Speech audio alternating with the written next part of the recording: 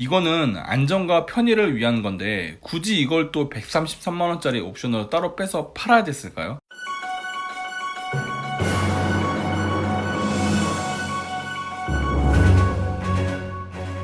안녕하세요. 가격별번역기 차파고입니다. 오늘 제가 번역해드릴 자동차는 현대의 2020년형 더 뉴 산타페입니다. 1부에서는 등급별 장단점에 대해 설명드리겠습니다. 프리미엄 등급입니다. 3,122만원이고요. 장점 먼저 설명드리겠습니다. 202마력의 45토크인 4기통 디젤 엔진이 기본으로 적용됩니다. 이제 더 이상 산타페에 2000cc 엔진은 없고요. 그와 함께 변속기는 일반 자동 변속기에서 8단 듀얼 클러치로 바뀝니다. 듀얼 클러치가 꿀렁거리니까 오히려 더 안 좋아진 거 아니냐고요? 네, 아닙니다. 실제 주행해보면 그냥 자동 변속기 같습니다. 연비도 좋아지고 저속 주행 시 직결감이 향상되었으니까 잘 바뀐 게 맞아요. 스티어링엔 렉 타입의 전동 스티어링이 적용됩니다. 컬럼 타입의 자동 스티어링에 비해 조작감이 더 쫀쫀하고 좋습니다. 전방 충돌 방지 보조는 전방 차량이나 보행자와 충돌 위험 시 운전자에게 경고해주고, 그래도 운전자가 브레이크를 안 밟으면 알아서 브레이크를 밟아줍니다. 이거 뭐 쓸 일이 있어? 싶지만 막상 주행하다 보면 덕볼 일이 꽤 많더라고요. 차로 이탈 방지 보조는 시속 60km 이상 주행 시 차로를 벗어나지 않도록 스티어링을 꺾어 차선 안쪽으로 밀어 넣어주고요. 차로 유지 보조는 차로 이탈 보조와 비슷한 것 같지만 다릅니다. 시속 0km부터 작동하며 차가 차선 가운데를 유지하도록 해주기 때문에 장거리 주행 시 스티어링 잡고 있느라 힘 많이 들이지 않아도 편합니다. 하이빔 보조는 자동 상향등 조절 기능이라고 보시면 되는데요. 어두운 국도에선 이거 무조건 켜고 다니셔야 됩니다. 갑자기 튀어나오는 고란이나 무단횡단하는 사람을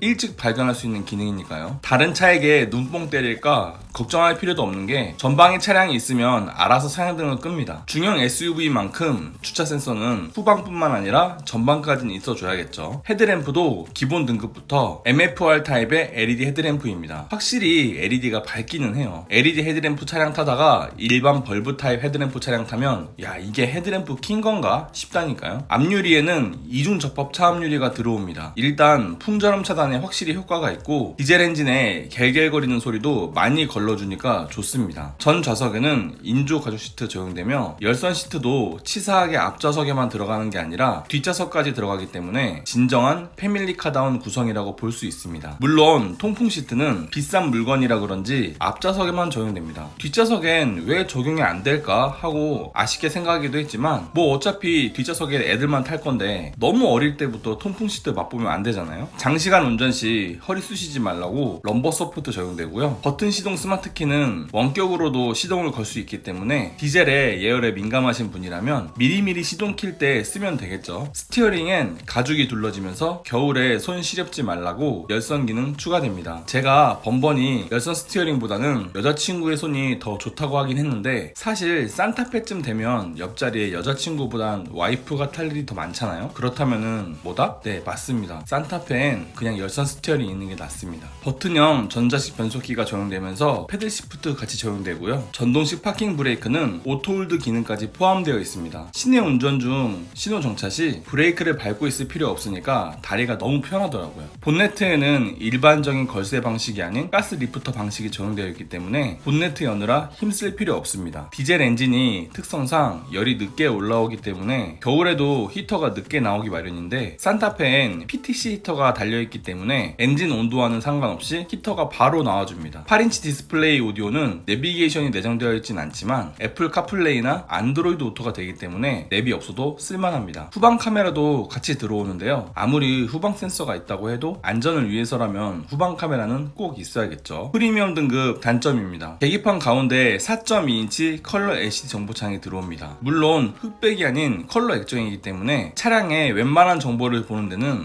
부족함이 없긴 합니다. 하지만 이번 산타페에 적용된 12.3인치 풀 LCD 계기판은 프리미엄에선 옵션으로 추가할 수 없습니다. 오직 프레스티지까지 올라가야 하는 상황인데요. 그것조차도 무려 191만원짜리 파킹 어시스트 플러스를 넣어야만 볼 수 있습니다. 스티어링 조절 방식도 오직 수동으로만 조절 가능한데요. 비슷한 가격대의 그랜저의 경우 전동식 스티어링 조절 장치가 들어있기 때문에 운전석 메모리가 장착될 경우 시트 위치뿐만 아니라 스티어링 위치까지 전동으로 조절됩니다. 이게 별거 아닌 것 같아도 실제 차량을 이용할 때 전동으로 움직이는 게 꽤 편하게 다가오는 부분이거든요. 그런데 산타페는 그런 기능 즐길 수가 없습니다. 이거는 캘리그래피까지 가도 만나볼 수가 없어요. 에어컨도 수동 에어컨인데요. 듀얼 오토 에어컨까지는 아니더라도 저는 오토 에어컨은 들어왔어야 됐다고 봅니다. 뒤에 애들 태우고 다닐 텐데 온도 맞추랴 풍량 맞추랴 하다 보면 운전 정말 정신없어지거든요. 거기에 공조 정보창도 없어서 공조 설정 보려면 내비게이션 화면으로만 확인할 수 있습니다. 운전석 시트는 수동이고요. 이거 외에도 프리미엄에선 옵션을 추가해도 만나볼 수 없는 기능들이 몇 개 있는데 2열에 햇빛을 안 들어오게 막아주는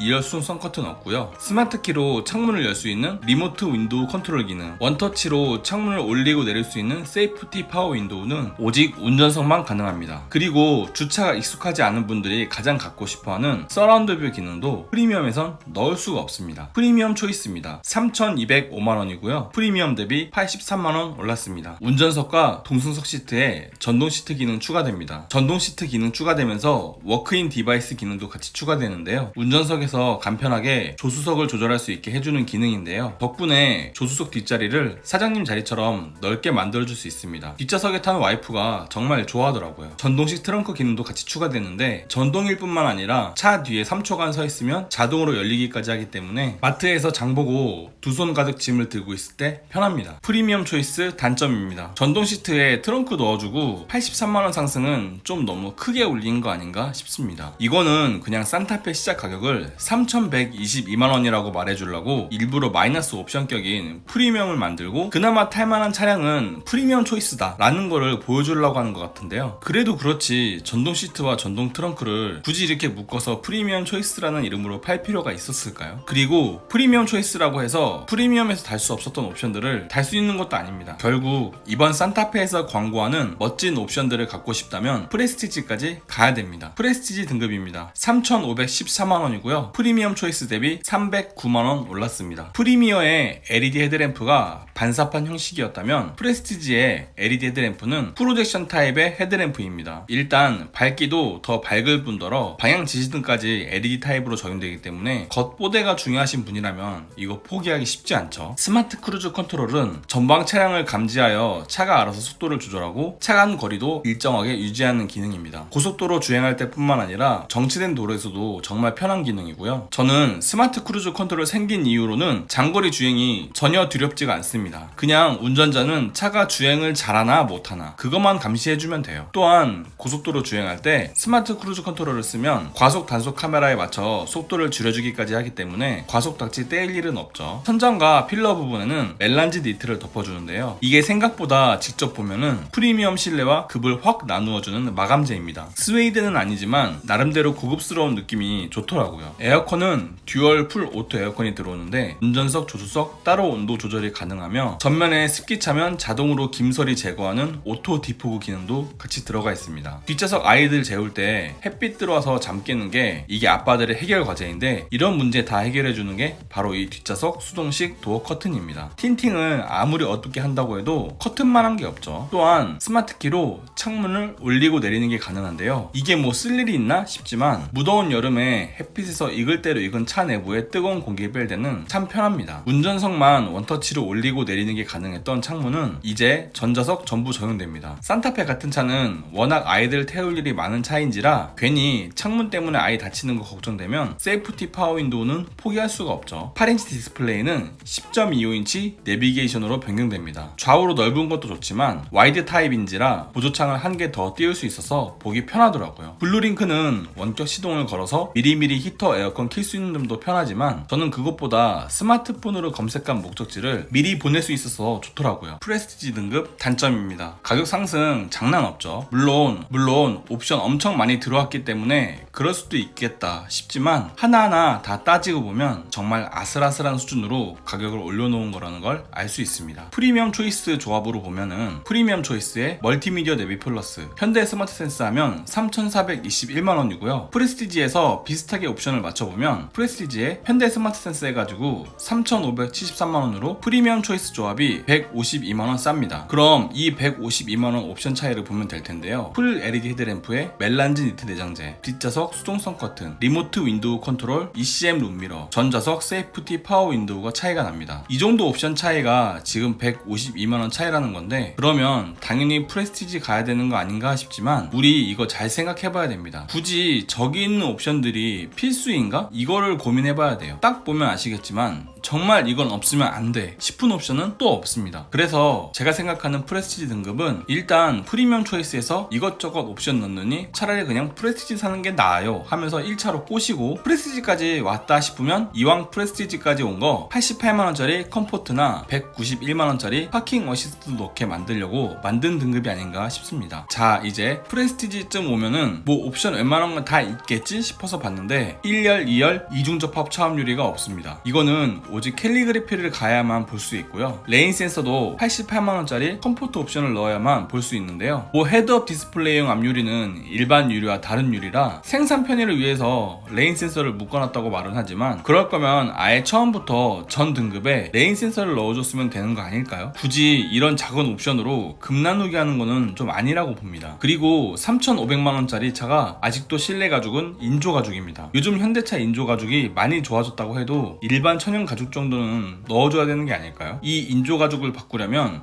결국 147만원짜리 디자인 플러스를 넣던지 3,900만원짜리 캘리그래피까지 가야 됩니다. 마지막으로 앞에는 그렇게 멋진 LED 헤드램프를 달아줬으면서 리어램프는 아직도 벌브 타입의 리어램프입니다. 현대가 원래 앞램프를 바꾸면 뒷램프도 같이 바꿔주거든요. 그런데 이번에는 은근슬쩍 빼놓았네요. 결국 이 리어램프를 바꾸려면 147만원짜리 디자인 플러스를 넣던지 캘리그래피까지 올라가든지 해야 됩니다. 캘리그래피 등급입니다. 3,986만원이고요. 프레스티지 대비 472만원 올랐습니다. 후측방 충돌 방지 보조는 사각지대에 차가 있다면 사이드미러의 아이콘으로 알려주고, 그 상태에서 차선 변경을 하려고 하면 스티어링을 꺾어 충돌을 막아줍니다. 저는 지능형 안전기술 중에 이게 가장 활용 빈도가 높은 기능이라고 봅니다. 이거는 진짜 산타페뿐만 아니라 모닝까지도 기본 옵션으로 적용해야 된다고 봐요. 후방 교차 충돌 방지 보조는 후진 출차 시 후측방에서 차가 오면 운전자에게 경고해주고, 충돌할 것 같으면 브레이크를 자동으로 밟아 멈춰줍니다. 캘리그래피 전용 디자인이 들어오는데 믹서기스럽게 생긴 20인치 휠부터 시작해서 전반적인 외관 디자인이 싹 다 바뀌기 때문에 자세 중요하게 생각하시는 분들은 무조건 캘리그래피 오셔야겠죠. 또한 전자석 도어에 이중접합 차음유리가 적용되기 때문에 저는 이 캘리그래피를 사야 될 이유는 바로 이게 가장 크다고 봅니다. 정수성에 있어서 이중접합 차음유리만 한 게 없어요. 계기판은 광고에서 보던 멋진 12.3인치 LCD 계기판이 들어옵니다. 아반떼에 들어가는 10.2인치 계기판은 좀 작은 감이 있는데 확실히 12.3인치 정도 들어가면 시원시원하니 좋더라고요. 멜란지 니트로 덮여있던 천장과 필러 부분은 스웨이드로 바뀝니다. 흔히 말하는 세무 재질인데 이 역시 기존의 멜란지 니트보다 훨씬 더 고급스럽기 때문에 차 안에 앉아보면 딱 티가 나더라고요. 스티어링의 가죽은 반펀칭으로 변경되는데 만져보면 뭔가 스포츠카 스티어링 잡는 느낌이 나긴 합니다. 손에 땀이 나도 좀 덜 미끄럽기 때문에 그립감도 좋고요. 전면 대시보드와 센터 콘솔에는 앰비언트 무드램프가 적용됩니다. 아직까진 밤에 보면 우와 소리 나오는 겉멋 옵션이죠. 인조 가죽 시트는 훨씬 보들보들하고 부드러운 나파 가죽으로 바뀝니다. 그리고 이번에는 절대 가죽이 늘어나서 가죽 교체해주지 않겠다는 의지가 있어서인지 필팅을 아주 여기저기 많이 박아넣었더라고요. 내구도는 확실히 많이 좋아졌을 것 같습니다. 운전석 자세 메모리 시스템은 운전 자세를 두 가지로 저장할 수 있고, 이 기능이 추가되면서 이지 액세스 기능도 같이 들어오기 때문에 차에서 타고 내릴 때 꽤 편합니다. 비가 오면 자동으로 와이퍼 움직이는 레인 센서 추가되고요. 헤드업 디스플레이는 제가 정말 좋아하고 추천하는 옵션인데 차량의 속도뿐만 아니라 내비게이션 길 안내 정보도 나오고 차량 좌우측에 사각지대 차량 유무까지 알려주기 때문에 사실상 계기판 볼 일이 없게 만들어주는 기능입니다. 가격이 좀 나가기는 하지만 일단 한번 달아놓으면 운전하는 내내 보는 옵션이니까 저는 이거 강추해요. 캘리그래피 단점입니다. 휠 바뀌고 헤드업 넣고 LCD 계기판 바꿔주고 그 외에 외장 디자인 좀 바뀐 게 다인데 470만원이나 올리면서 소소하게 옵션은 다 빼고 파는 건 좀 너무한 것 같습니다. 캘리그래피면 사실상 완전 풀옵션인 줄 알았는데 아직도 넣어야 될 옵션이 꽤 많아요. 뭐 빌트인 캠이나 파노라마 썬루프, 사륜구동 같은 거야 취향의 영역이니까 따로 빼놓은 거 이것까진 이해해보겠습니다. 그런데 후방 주차 충돌 방지 보조와 원격 스마트 주차 보조는 이런 건 기본으로 넣어줬어야죠. 이거는 안전과 편의를 위한 건데 굳이 이걸 또 133만원짜리 옵션으로 따로 빼서 팔아야 됐을까요? 참고로 소나타는 스마트 센스만 넣어도 원격 스마트 주차 보조 넣어줍니다. 좋습니다. 후방 주차 충돌 방지 센서도 SUV라 후방 시야가 좋지 않은 산타페에겐 필수적인 옵션이라고 생각하는데 캘리그래피에서조차 돈 주고 넣어야 된다는 게 괘씸합니다. 거기에 44만원짜리 플래티넘도 너무한 게 현대 디지털 키와 스마트폰 무선 충전을 굳이 220V와 묶어서 팔아야 됐을까요? 그리고 어차피 이거 220V 인버터는 전기장판 하나 제대로 못 켜는 녀석이라 그다지 활용도가 높지도 않습니다. 이로써 등급별 장단점에 대한 설명은 끝났고요. 2부에서는 차파고가 제안하는 최상의 가성비 조합에 대해 설명드리겠습니다. 도움이 되었다면 구독과 좋아요, 도움이 되지 않았다면 싫어요를 꼭 눌러주세요. 감사합니다.